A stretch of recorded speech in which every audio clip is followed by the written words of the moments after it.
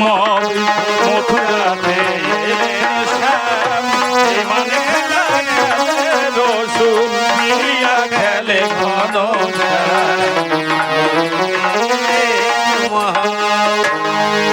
চরম থেকে চরমতম পর্যায়ে পৌঁছে গিয়েছে আজকের এই কবিতা। বলো।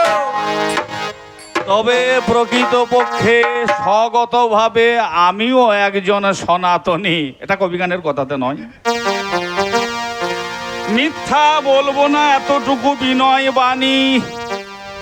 যত আছেন সনাতনী হরি ভক্ত গণই, চাঁদ কাজী সূক্ষ্ম বিচারক কখনো কোনো পক্ষ অবলম্বন করে কোনো কথা বলবে না। যত আছেন বৈষ্ণবগণ, ব্রাহ্মণগণ, সনাতনীগণ, সকলে চাঁদ বদন প্রসন্ন মনে হরিধ্বনি আর মায়েরা উলুধ্বনি দেন এখন। শ্রী গুরু প্রেমানন্দ নিতাই গৌর হরি বল হরি বল। যদিও ইসলামের পথে গিয়ে এটা হচ্ছে নাপাক, হরিনাম আমার মুখে এখন শোনা নাহি যাক। তুমি আমার গৌর হরি গ্রাম সম্পর্কে হলে তুমি ভাগনা, জিজ্ঞাসা তোমায় কিছু করেছিলাম, তার সদুত্তর এতটুকু আমি পেলাম না। পেয়েছেন আপনারা? মহামান্য জনকোট এখানে আছেন হেথায়ে বসে, কবি গানকে ভালোবেসে জিজ্ঞাসা করেছিলাম আমি গৌর হরির পাশে, বলো বলো গৌর হরি বলো মম ঠাই, এমন রুদ্রমূর্তি ধারণ করে কেন তোমার কাজী মামুকে ধ্বংস করতে এলে গো হেথাই? তোমাদের সনাতনের বিশেষ করে আজকে আমার 4টে দরজায় তুমি নাকি 4টে দল তৈরি করে আনলে। এই 4টে দলের মূল নায়ক কোন কোন জনকে রেখেছিলে? তারা কি কি নাম অবলম্বন করে, কি কি স্লোগান অবলম্বন করে আমার দুয়ারে দিয়েছে হানা? যথার্থভাবে এই স্লোগানের তাৎপর্য একটু বিশ্লেষণ করো, শুনবে যত ভক্ত জন। উত্তর পেয়েছেন? হ্যাঁ কি না বলবেন? আজ গৌর হরির কাছে আপনারা পেলেন কি? এ গৌর হরি শুনেছি, এটা আমি শুনেছি, যেই গৌর সেই কৃষ্ণ সেই নাকি জগন্নাথ। তাই যদি হয় কলিযুগে যে জগন্নাথ সে তো বাবা নিজেই ঠুটো, নিজেই তো ঠুটো হইয়া আছে। ঠুটো জগন্নাথ কথাতেই বলে না, সে কিন্তু কিছুই তার দেওয়ার কোনো ক্ষমতাই নাই, সে নিজেই ঠুটো। তাই আমার মনে হচ্ছে আজ আমার গৌর হরি সেই জগন্নাথই তো আপনাদেরকে যেন সেই একেবারে চুষা কাটি লুলু কাটি ধরিয়ে দিয়ে চলে গেল। হে গৌর হরি, তোমাকে তোমার দাদু নীলম্বর চক্রবর্তী তোমাকে করিয়া দর্শন বলেছিল এবং ভেবেছিল জ্যোতিষ শাস্ত্র মতে তুমি নাকি কলিযুগে স্বয়ং ভগবান। উচ্চারণ করেছিল সেজন্য বারংবার, কলু প্রথম সন্ধ্যায় আঙে গৌরাঙ্গ হঙে মহিতলে ভাগীরথী তলে ভূমি ভবিষ্যামি সনাতন। যদি এই হয় সত্য বাণী তাহলে 32 লক্ষণে পরিপূর্ণ আমার এই গৌর গুণমণি। তোমার সেই 32টা লক্ষণ কি? ভগবানের নাকি কলিযুগে ভগবানের নাকি আছে 32টা লক্ষণ। একটা একটা করে তোমার কাছে শুনে নেব তাহার ক্রম এবং অনুক্রম। সেই 32 লক্ষণের একটা লক্ষণ আপনারা শুনেছেন? সনাতন ধর্মাবলম্বীরা বলে এই ভগবানের 32 লক্ষণের যদি একটা লক্ষণও কেউ কর্ণ ভরে শোনে তার নাকি 7 জন্মের পাপ দূরীভূত হয়ে যায়। মাননীয় জনকট, বলুন তো আজ এই গৌরের কাছে কি পেয়েছেন এ মহতি সভাই? চতুর্থ জিজ্ঞাসা করেছিলাম আমি, তোমাদের যেটা শ্রীখোল বাজিয়ে নিয়ে আসছো, আমরা বলি ও যেন বলছে কিটিতাং। কিটিতাং তো নয়, যেন সত্যি সত্যিই মনে হচ্ছে চিড়িয়ান। চিড়ে আন। আর বাঁ দিকে বাজাচ্ছে, তার মুখটা আবার একটু বড়, সে বাঁ দিকে বাজাচ্ছে, বলছে দেই দেই। বাবারে, তাতেও হইল না। এবং পেছনে ওই কাঁসার দুটো বাটি নি। ও মা, আমার কথাতে কিছু মনে করেন না জানো, কাঁসার বাটি আমি বলছি। আমি তো আজকে ইসলামের পক্ষে আছি কি বাবা। কাঁসার বাটি দুটো নিয়ে খচ্চ বচ্চ খচ্চ বচ্চ খচ্চ বচ্চ খচ্চ বচ্চ। তার মানে হ্যাঁ, প্রথমে চিড়ে আন, দই, এর ফাঁকে দুদিকেই বলে দিল গুরু গুরু গুরু গুরু গুরু গুরু গুরু গুরু। শুধু চিড়ে আনলে হবে না, দই আনলে হবে না, একটু ভালো গুড় আনতে হবে। গুড় এখন বাবা বর্তমানে 100 টাকা কেজি। আখের গুড়, আখ তো আর কেউ লাগাইছেই না। যাই হোক, গুড়ও একটু দিলে, তারপরেও এদের আরো হইল না। পেছন থেকে তখন শুরু করে দিয়েছে মাখি চুক, ওই কাঁসার বাটি দুটো ধরে মাখি চুক মাখি চুক মাখি। তার মানে একবারে সব মাখিয়ে চুকিয়ে বোধ হয় আপনাদের কাছে, আপনাদের হাতে তুলে দিয়ে চলে গেল, তাই না? তা এই যে শ্রীখোল, শ্রীখোলের 32 দুগুণ নাকি 64টা গরুর চামড়ার দল আছে। আর যে কটা জিজ্ঞাসা করেছিলাম সে কটা সদ উত্তর পেলে। সনাতন ধর্মের মান মর্যাদা আমি হ্রাস করতে চাই না গৌর হরি। আমি একজন বিচারক, তোমার সনাতন ধর্মের মর্যাদাটা আরো উজ্জ্বল হইতো।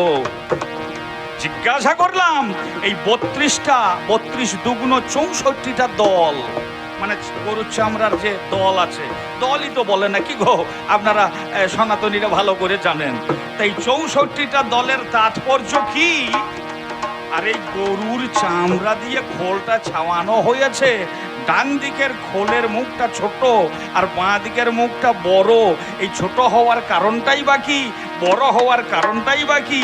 ছোট মুখের একটা রং, বড় মুখের আলাদা একটা রং। ছোট মুখে সাধারণত কালো রং হয়, তাই তো নাকি?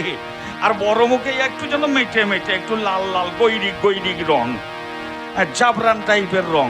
তা এই আমাদের উর্দুতে এটা জাফরান টাইপের রং, যেটা তোমরা বলছো মেটে রং বা গৈরিক রং। এই গৈরিক রং হওয়ার তাৎপর্যই বাকি। আর গরুর চামড়া দিয়ে খোলটা তৈরি হয়েছে। শ্রীখোল তোমরা বলছো মৃদঙ্গকে।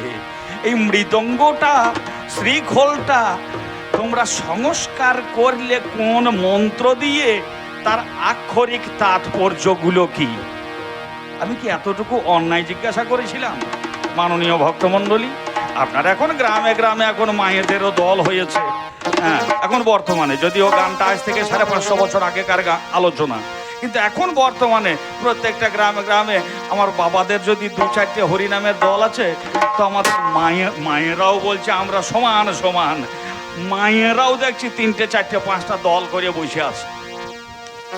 হিন্দুদের মেয়েগুলো তারা 3টে 4টে 5টা করে দল করে বসে আছে। তারা আবার খোল বাজিয়ে চরম নাচানাচি করছে। বাবা, এখন মেয়ে মানুষেও খোল বাজাইছে। কি ঠিক বলছি না ভুল বলছি? তা জিজ্ঞাসাটা ছিল এখানে, এই খোলটা গরুর চামড়া দিয়ে তৈরি হলো, খোলটাকে কোন মন্ত্রের দ্বারা সংশোধন করলে?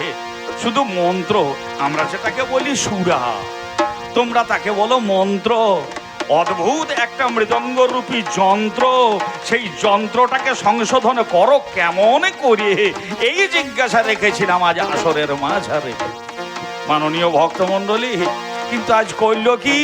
এই যেন শাঁখ বাজিয়ে দুর্গা পুজো, ইতু পুজোই ঢাক। আমার মায়েরা করে ইতু পুজো, সনাতনী মায়েরা করে। আমাদের মুসলমানদের অত পুজো অর্চনা কিছুই নাই বাবা। আমাদের এই তো কদিন আগেই গেল বিশ্ব নবীর জন্মদিন, আমাদের ঈদুল ফিতর হয়, আমাদের মহরম হয়। আমরা রোজা মাসে 1 মাস ধরে, রমজান মাসে আমরা রোজা রাখি, আমরা হজ যাই, আমরা জাকাত করি, আমরা নামাজ পড়ি, আমরা কলেমাটাকে ঠিক অটুট রাখি। এই তো হচ্ছে আমাদের মুসলমানদের ধর্মীয় বিধান। কিন্তু তোমাদের এই খোলটাকে সংশোধন করার মন্ত্রটা কি? এই তত্ত্বটা যদি বলতে, তাহলে আমাদের নারী সমাজও পর্যন্ত উপকৃত হতো। কেননা গ্রামে গ্রামে তোমাদের এখন প্রচুর দল আছে। ভালো কথাই তো জিজ্ঞাসা করেছিলাম, কি বাবা, ঠিক না ভুল? যাই হোক, তাই এর এই কথা শুনে মনে হচ্ছে শাঁখ বাজিয়ে দুর্গি পুজো, ইতু পুজোই ঢাক, আর টিয়া ময়নাগুলো ছেড়ে দিয়ে বাবা খাঁচার ভেতরে ভরিয়েছে যত কাক। বাহ বাহ,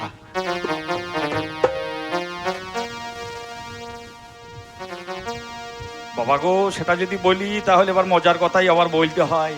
আজ আমি তো কাজী সাহেবের ভূমিকায় শেষ মুহূর্তে গিয়ে আমি নত শিকার হব। ইতিহাস প্রথমেও বলেছি, আবার আমি বলবো, কেন বলবো না? আমাদের সনাতনের মান মর্যাদা, ইসলামের মান মর্যাদা কবি আলগন কখনো কোনো ধর্মের মর্যাদা ক্ষুণ্ণ করতে চায় না। প্রত্যেকটা ধর্মই হচ্ছে সমান, প্রত্যেকটা ধর্মই হচ্ছে সমান। যার যেভাবে ঈমান আসে, যার যেভাবে ভক্তি আসে, সে সেইভাবেই কর সাধন। আমার পরম পিতা খোদা তালাই বলুন, আর আল্লাহ তালাই বলুন, আর সেই শ্রীহরি নিরঞ্জনই বলুন, আমার পরম পিতার কৃপা হলে কেটে যাবে সবার এই চোখের মাঝে মায়ার বাঁধন। সনাতনী গণ হরি বল হরি বল। মাননীয় ভক্তমণ্ডলী, যার যেভাবে ভক্তি আসে সে সেইভাবেই করো সাধন। কেউ ছোট না, কেউ বড় না, সবাই হচ্ছে সমান। কেননা আমরা যাকে বলি বাবা পানি, হিন্দুরা তাকে বলে জল। আমরা যাকে বলি নানি, হিন্দুরা তাকে বলে ঠাকুমা। আমরা যাকে বলি মাংস, মুসলমানরা যাকে বলে গোস্ত, হিন্দুরা বলে মাংস। হিন্দুরা বলে মাংস, এই মুসলমান মানে আমরা বলি গোস্ত, হিন্দুরা বলে বন্ধু, আর আমরা মুসলমানেরা বলি দোস্ত। সবই তো একই জিনিস, তাই না? হিন্দুরা বন্ধু বলছে, আমরা দোস্ত বলছি। হিন্দুরা মাংস বলছে, আমরা গোস্ত বলছি। সব কিন্তু এক, তথাপি বিভেদ আছে। বিভেদটা কোথায়? বিভেদটা হচ্ছে ভাবের বিভেদ। তবে কিছু কয়েকটা কথা মুখস্থ করে এসে এই মহাপ্রভু ভূমিকা অলঙ্কৃত হয় না। ছোট্ট একটা গল্প বলবো নাকি? আমার কমিটির দাদারা দু চারটে গল্প শুনতেও চেয়েছে। আর বিশেষ করে আজ কাজীর ভূমিকাতে আছি। ব্যাপারটা কি হয়েছে জানেন? আমাদের তো ওই ফজরের নামাজ দেওয়ার সময় ভোরে উঠতে হয়। আজান দেওয়ার, ফজরের নামাজের পরে আবার আজান দেবো, আমরা ভোরবেলাতে উঠতে হয়। আমি দেখছি এইরকমই এই গৌরহরির মতন একটা লোক, এ দেখছি বুঝলেন সাইকেল নিয়ে বেরিয়ে চলে যাচ্ছে। এইরকম ভোরবেলাতে কোথায় যায়? প্রত্যেক দিনই আমাদের মসজিদের পাশ দিয়ে একটা রাস্তা আছে, রাস্তা দিয়ে বুঝলেন চলে যাচ্ছে। প্রত্যেক দিন এই ভোরবেলাতে কোথায় যাই? ও মোটামুটি কিছুদিন পরে সন্ধান পেলাম, এর ধান্দা হচ্ছে মানে প্রত্যেকটা হিন্দু গ্রামে যাবে, আর যেখানে দেখবে কোথাও মোরার বাড়ি থেকে কান্নাকাটি রোল উঠেছে, ঠিক সেইখানে পৌঁছিয়ে যায়। মানে আমাদেরও মুসলমানদের তো কিছু ছেলে আছে, ভোজকে ছেলে তো সব সম্প্রদায়েরই আছে। আরে এই লোকটা কোথায় যায় একবার দেখ দেখি। মানে এর কাজ হচ্ছে ভোরবেলাতে বেরিয়ে যাবে, যে গাঁয়ে বুঝলেন মানুষ মরেছে সেই গাঁয়েই ঠিক পৌঁছে যাবে। হয়তো ধরুন একজনের মা মারা গিয়েছে, সে চরম কান্নাকাটি করছে, মা কোথা গেলা গো, মা কোথা গেলা গো। আর এ তখন ঠিক তার পাশে গিয়েই পৌঁছে গিয়ে বলছে, ওরে ওরে তাপস, মা কি কারো চিরদিন বেঁচে থাকে রে? তোর মা মারা গিয়েছে, কষ্ট পাচ্ছিল, মারা গিয়েছে, ভালোই হয়েছে। তোর মা তো শুধু তোর মা ছিল না রে ভাই। তার আগে ছেলেটার নাম জেনে নিয়েছে, তাপস না। তোর মা তো শুধু তোর মা ছিল না রে ভাই, তোর মা যেন গোটা পাড়ার সকলের মা ছিল, সকলকে কত ভালোবাসতো। তাপস তখন দেখছে এই ভদ্রলোক কোথা থেকে এসে আমার মায়ের নামে গুণগান করছে। এ তাপস তখন, দাদা গো, ও দাদা। সাত কুলের কেউ দাদাই নয়, তা সত্ত্বেও এ যখন এই কথা বলে যে গলায় জড়িয়ে ধরে, এ তখন বলছে, তাপস কাঁদিস না ভাই, কাঁদিস না। তোর মা শুধু পাড়ার সবার মা ছিল না, গাঁয়ের যেন সকলের মা ছিল।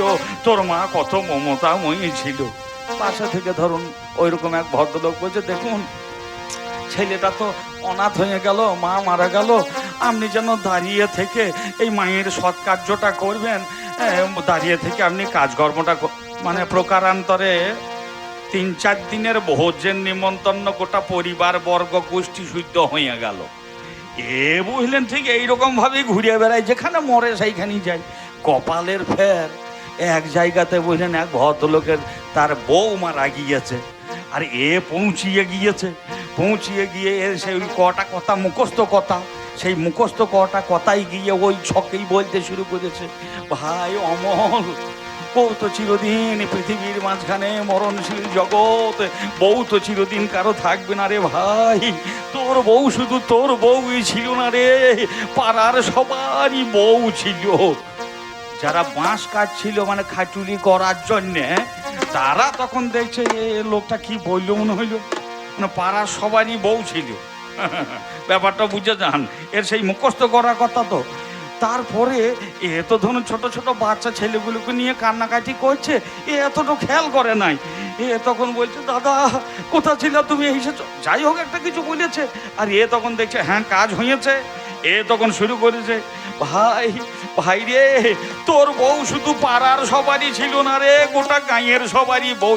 যেমনই বলা বুঝলেন, যারা ওই খাটুলি তৈরি করেছিল বাঁশ কেটে, একটা ছোট ডাং ছিল, হ্যাঁ সেই ডাংটাকে নিয়ে বাঁশ কাটতে কাটতে ছোট বড় একটা ছিল, সেই ডাংটা নিয়ে গিয়ে হারাম জাদা কোথা থেকে তুমি এসেছো, পাড়ার সবারই বউ ছিল, গাঁয়ের সবারই বউ ছিল আমার বৌদি, আর দমে দাম করে দু চারি বাড়ি যেমন বসিয়েছে। এ তখন বললেন ধুতি পাঞ্জাবি ছেড়ে দিয়ে জান নিয়ে পাল্লাবে কোথা, সেটা রাস্তা খুঁজে পায় না। আজ আমার গৌরহরির অবস্থা তাই হয়েছে। কটা মুখস্থ করা কথা বলে এসে গৌরহরির ভূমিকায় অলঙ্কৃত হয় না। গৌরহরির 32 লক্ষণ, সেটা কি কি একটা একটা করে তোমার কাছে জবাব নেব। অসম্ভব শ্রবণে হয় কি গ্রহণ? আরে পাগলা, বেলা প্রহরে কি হয় চন্দ্রগ্রহণ, নিশি অর্ধে কি হয় সূর্যের উদয়, মিথ্যাবাদী কি হয় কমলজনী, ব্যাধিগ্রস্ত কি হয় সুলোপানি। তোমাদেরই সারাটা বলছে মাতা অন্নপূর্ণার কি কোনোদিন অন্ন কষ্ট হয়?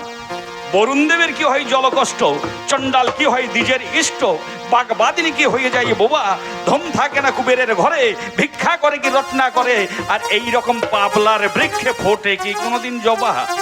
আজ আমার মনে হলে এটা একটা বাবলার গাছ। মহাপ্রভু যিনি ছিলেন তিনি ছিলেন যেন বটের শীতল ছায়া। আর এইরকম একটা বাবলা গাছের কাছে আপনারা শুধু কাঁটার আচুরি পাবেন, শীতল ছায়া কোনোদিনই পাবেন না। হরিধ্বনি আর মায়েরা দেন উলুধ্বনি। যাই হোক, আমি ছড়ার ছন্দ ছাড়ি, তুলে ধরি সুর লহরী, আল্লাহ তালার নাপাক মতে আমার মধুরতম বল। জিজ্ঞাসা করে গিয়েছে মোরে কোন সুরাতে তওবা নাই, বিসমিল্লাহি নাই, সেটা বলো না আমারে। তওবা নামক সূরা যেটা কোরআনের মাঝের পাই, সেই সূরার মাঝে বিসমিল্লাহি এই উর্দু দোয়াটুকু নাই নাই নাই। জিজ্ঞাসা করেছ মোরে, বলবো তোমায় ধরে ধরে, এতটুকু আমি দেব না তো ফাঁকি। এখানে মুসলমান সম্প্রদায় নাই ঠিকই, তথাপি দুটি দুটি ক্যামেরার মাঝখানে অনেকে মুসলমানই ধরে নেবে আমার আঁকি বুঁকি, আমার চালাকি। আমি যদি মিথ্যা বলি, মুসলমান সমাজ বলবে দেবাশিস নামে একজন কবিয়াল এসে মিথ্যা কথা বলে গেল, তাহলে সত্য কথাটাই এই আসরের মাঝে আমাকে প্রকাশ করে বলতে হবে ভালো। জিজ্ঞাসা করে গেল মোরে কোন দোয়া পড়ে আদম হাওয়া মুক্তি পেল চরাচরে, সেই দোয়াটা কি দোয়া হয়? হযরত বাইজিদ বোস্তামি তার নিজ আমল হতে ইয়া আল্লাহু পবিত্র পাক নাম দিলেন এ ধরাতে। এই ইয়া আল্লাহু নামের জিকির করে উচ্চারণ আদম এবং হাওয়া বিবি দুইজনেই পবিত্র হয়ে গেল কোরআনের বচন।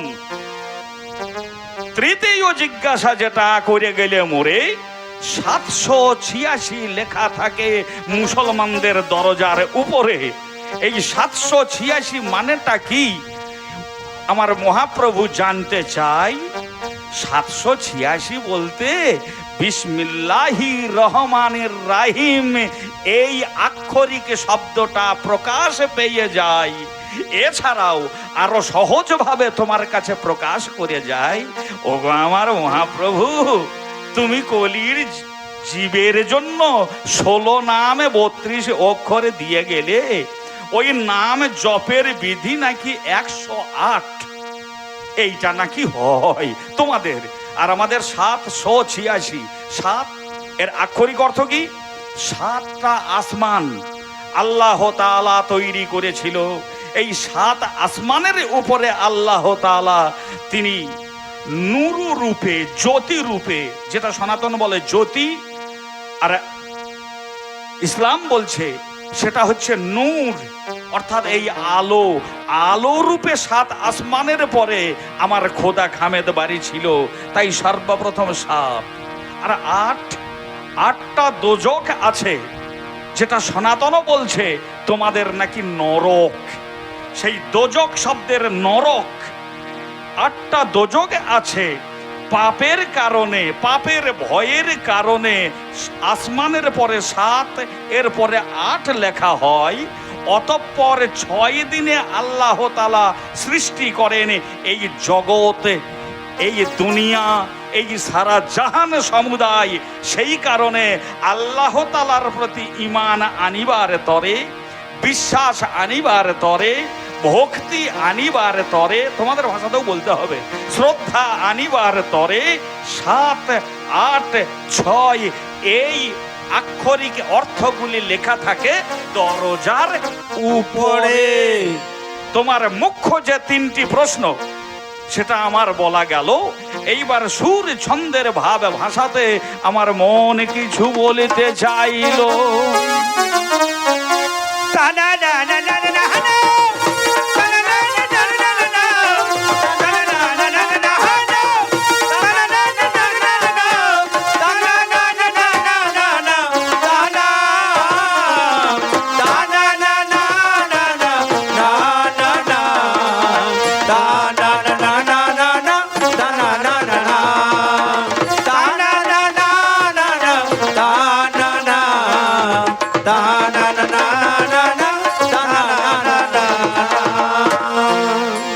মহাপ্রভুকে আমি ছোট করব না, তথাপি না বললে নয়। এমন মহাপ্রভু, ইনি মহাপ্রভু হলেন কবে? মাননীয় ভক্তমণ্ডলী, বিল্লেশ্বর থেকে আমার এই গানের অন্ধ পাগল মানুষ, আমার এই মাস্টার মশাই দাদা, তিনি এসেছেন। এই খেপা মানুষটা যেখানেই যাই, অন্ততপক্ষে 50 কিলোমিটারের মধ্যে গান হলেও ইনি যাবেন, আর গান শুনতে গিয়ে কি বাপু পান কে জানে, উনি 100 টাকা করে দেবেন। যাক, আজকে তো আমি আল্লাহর বান্দা হিসেবে আছি, আল্লাহ তাআলাও যে হরি ও সে যেন প্রেমে ভক্তি বর্ষণ করেন, এইটুকুই আমি ঈশ্বরের কাছে, আল্লাহর কাছে প্রার্থনা করি, ইবাদত করে যাই। তবে যে জায়গায় ছিলাম, এই মহাপ্রভু ইনি সনাতনীদের কাছে মাথার মণি। আর আমার মায়েরা, যদিও এখন আর বর্তমানে দেখা যায় না, আমি যখন বয়সে খুব ছোট ছিলাম দেখতাম শীতের দিনে আমার মায়েরা পৌষ মাসের দিনে সব সারিবদ্ধভাবে বসতেন। সারিবদ্ধভাবে বসে কি করতেন বলুন তো? তখনকার দিনে, আজ থেকে ধরুন 20-25 বছর আগেকার কথা বলছি, সমাজ কিন্তু এত পরিষ্কার পরিচ্ছন্ন ছিল না। আমাদের মায়েদের মাথাতে এক ধরনের পোকা হইতো। এখন আর হয় নাকি? 20-25 বছর আগে হইতো, মায়েদের মাথাতে একটা পোকা হইতো। সেই পোকাটার নাম কি বলুন তো? উকুন। পোকাটার নাম উকুন। আর আমার মনে হচ্ছে এই মহাপ্রভু আজ আপনাদের কাছে যেন সেই মাথার পোকা উকুনের মতন আচরণ করে গেল। আর এই উকুনটা যদি মনে মনে ভাবে আমি এই চাঁদ কাজির মতন একটা জলজান্ত মানুষের মাথাতেও চাপবো, কেননা চাঁদ কাজির মাথাতে টুপি আছে, কাজী সাহেবের মাথায় টুপি আছে, আর সে টুপির ফাঁকে চুলও আছে, চুলের ফাঁকে ফাঁকে উকুন যদি থাকে, আর উকুন যদি মনে ভাবে আজ কাজী সাহেবকে আমি গিলে খেয়ে নেব, সেটা হবে গো। তাই আমার কবি মন বলে, মাথার উকুনেতে কোন কালেতে, মাথার উকুনেতে কোন কালেতে, ওরে মানুষ খাইরে গিলি ও পাগলা রে,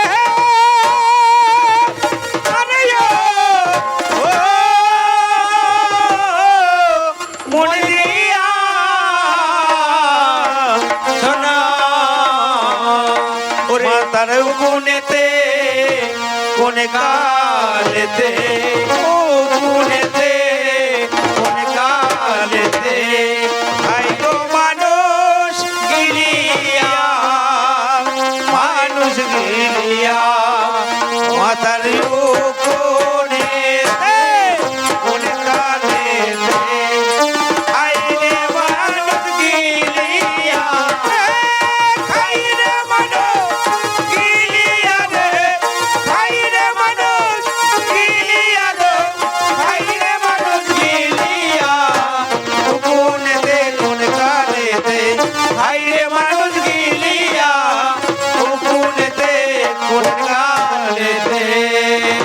তাই বলে উকুন মারতে হলে উকুন মারার কল চাই নাকি?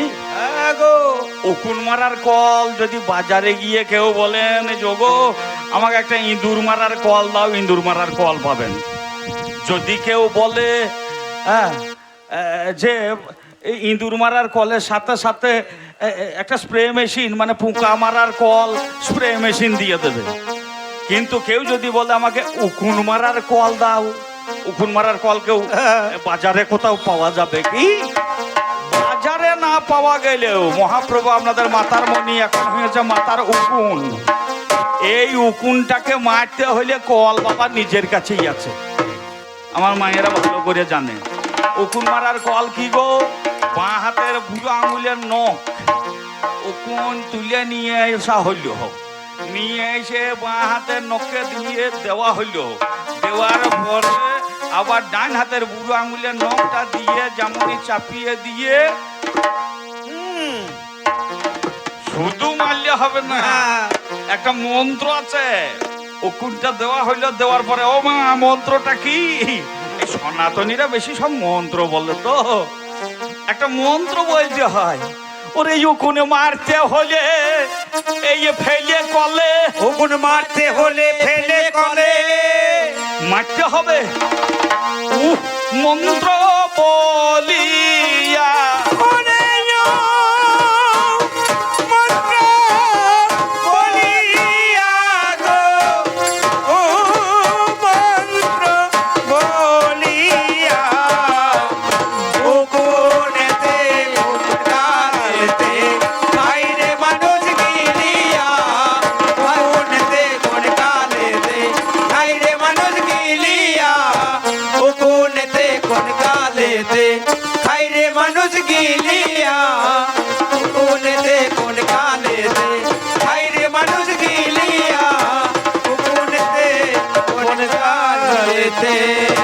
আমি শুনেছি এই মহাপ্রভু এই সনাতনীদের নাকি ভগবান কখনো পুঁটি মাছও নাকি হয়েছিল নাকি, মৎস্য অবতার। এদের আবার অবতারের শেষ নাই, একবার বলছে মৎস্য অবতার, একবার বলছে কূর্ম অবতার, একবার বলছে বরাহ অবতার।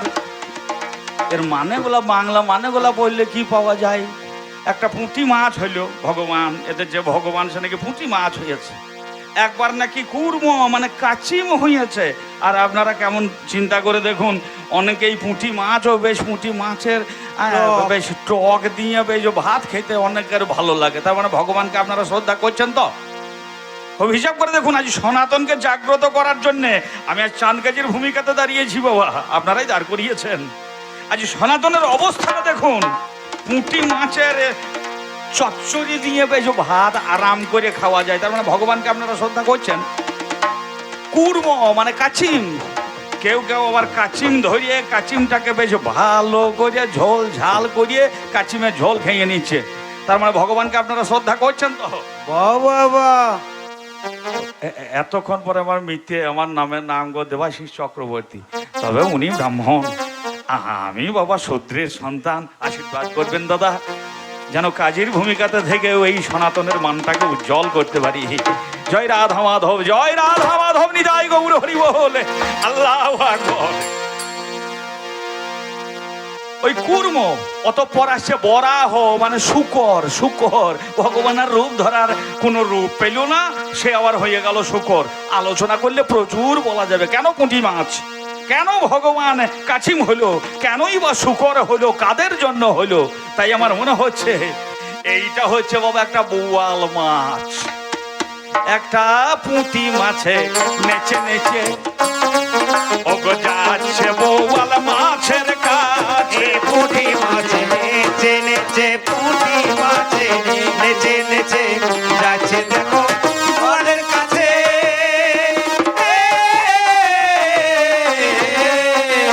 একটা পুঁটি মাছে নেচে নেচে এলো বোয়াল মাছের কাছে। পুঁটি মাছে নেচে নেচে এলো বোয়ালের কাছে। মনে মনে তাহার সালে জেগেছে, মনে তাহার সাল জেগেছে, খাবে বদনেতে গিলিয়া, খাবে বদনেতে গিলিয়া গো, বদনেতে কালেতে হাই গো মানুষ গিলিয়া হাই উঠেতে কালেতে খাচ্ছে মানুষ গিলিয়া ও কোনেতে কোন কালেতে ওই জল পিপি পোকা আপনার আর মহাপ্রভু পেলেন না একটা জল পিপি গিলিবে হাতি অত সহজ না কবি গান করা। আমার শ্রদ্ধেয় গুরুদেব স্বর্গীয় দ্রৌপদ মণ্ডল মহাশয় বলতেন, বাবা দু চারটে বই পড়ে পণ্ডিত হওয়া যায় কিন্তু কবিয়াল হওয়া যায় না। কবিয়াল হতে গেলে, সার্থক কবিয়াল হতে গেলে তাকে অনেক গ্রন্থ পাঠ করতে হয়। তাই বলে আমি নিজেকে বড় বলছি না, লোকে যারে বড় বলে বড় সেই হয়। বড় হব সংসারেতে বড় কঠিন ব্যাপার, সংসারেতে সেই বড় হয়, বড় গুণ থাকতে হয় তার।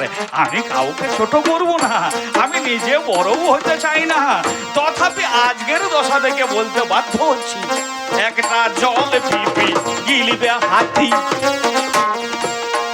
ওরে কে চয়ে গিলিবে পাহাড়ি চিতি। গিলবে হাতি কিছুই গিলবে পাহাড় চিতি। অমাবস্যার রাত্রিতে জোনাক পোকা আলো দেয়, জোনাক পোকার পাছাতে বসলেন এক প্রকারের আলো জ্বলে, সে মনে মনে ভাবছে অমাবস্যার রাত্রি অন্ধকার হইল। কিন্তু পূর্ণিমার রাত্রিতে এই জোনাক পোকারে পাছাতে যে আলো, সেই আলো কোনো কাজে লাগবে কি? জলে পিপি গিলিবে হাতি, ওরে কে চই গিলিবে পাহাড়ি চিতি। ওরে জল পিপি গিলবে হাতি কিছুই গিলবে পাহাড় চিতি। এই জোনাকিরো পাছাই পাতি, জোনাকিরো পাছাই বাতি দেবে এই চাঁদ কাজী রূপী চাঁদ, জোনাকিরো পাছাই পাতি, চাঁদকে দেবে ঠেলিয়া। এ চাঁদকে দেবে ফেলিয়া গো, চাঁদকে দেবে ফেলিয়া ও কোনেতে কোন কালেতে হাইরে মানুষ গিলিয়া ও কোনেতে কোন কালেতে হাইরে মানুষ গিলিয়া ও কোনেতে কোন কালেতে। গৌর হরি, তুমি আমার ভাগ্নে হলেও যা হয় না তা হবে না, যা হয় না তা হবে না। আয় আয় আয় ওরে ভাবে ভাবে আজ গেল যা, হয় না তা হবে না, ভাবে ভাবে